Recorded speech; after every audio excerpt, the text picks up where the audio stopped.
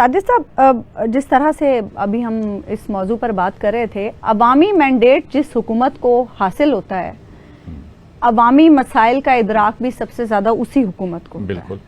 अब अगर जिस तरह से ये इलेक्शन हो रहा है और जिस तरह से इलेक्शन में मौजूद दूसरी पार्टियां इस पर सवालात उठा रही हैं, इस सूरत हाल में फिर जो हुकूमत आएगी वो किस तरह से अवामी मसाइल को हल कर सकेगी और किस तरह से जो मामलात इस वक्त कश्मीर में चल रहे हैं वो सुलझ सकेंगे? अच्छा, ये जो मसाइल हैं ये कोई इस साल के हैं नहीं, ये गुज़श्ता 2-3 सालों से चल रहे हैं। उस वक्त और हुकूमत थी, फिर बाद में इन्हीं मसाइल की वजह से फिर पीपल्स पार्टी आई, फिर इनके वजीर आज़म लाए गए जो 8-9 महीने जिन्होंने ये इक़्तिदार संभाला।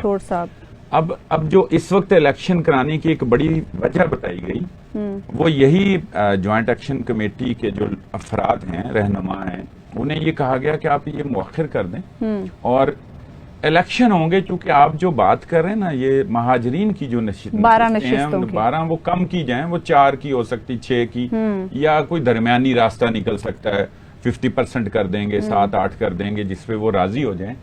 तो उनको कहा यह गया कि चूंकि ये कानूनी आईनी इशू है तो इसको खत्म तो बिल्कुल नहीं किया जा सकता। इससे तो हमारा जो केस है कौम मुत्तहिदा में कश्मीर का और उस पे जो हक़ खुद इरादियत का है, तो वो कमजोर पड़ जाता है। ये तो उनको भी पता है कि ये बिल्कुल नहीं खत्म हो सकती, ये कम जरूर हो सकती है। अच्छा, इसको किया भी जा सकता था इलेक्शन से पहले भी, लेकिन तोजी ये बयान की गई कि कानूनी इशू है तो इलेक्शन के बाद जो हुकूमत आएगी वही कर, तो वो फिर वो ज़ाहिर को अमेंडमेंट करेगी तो वही कर सकती है। इस वक्त जो हुकूमत है ये आउट गोइंग है और एक लिहाज से बस इसके चंद दिन रह गए हैं, तो आप ये मान जाएं। मैं आपको बस इशारतन ये कह दूं कि जो भी सूरत हाल है वो कि बहुत अफसोसनाक है, लेकिन इसका रास्ता निकल सकता था। ये इलेक्शन से पहले भी इसको, इलेक्शन मुनक्किद कराने से पहले भी इसको इन हालात में किया जा सकता था कम अज कम, और इलेक्शन के लिए उनको कहीं ना कहीं राजी किया जा सकता था कि वो इलेक्शन का हिस्सा बने।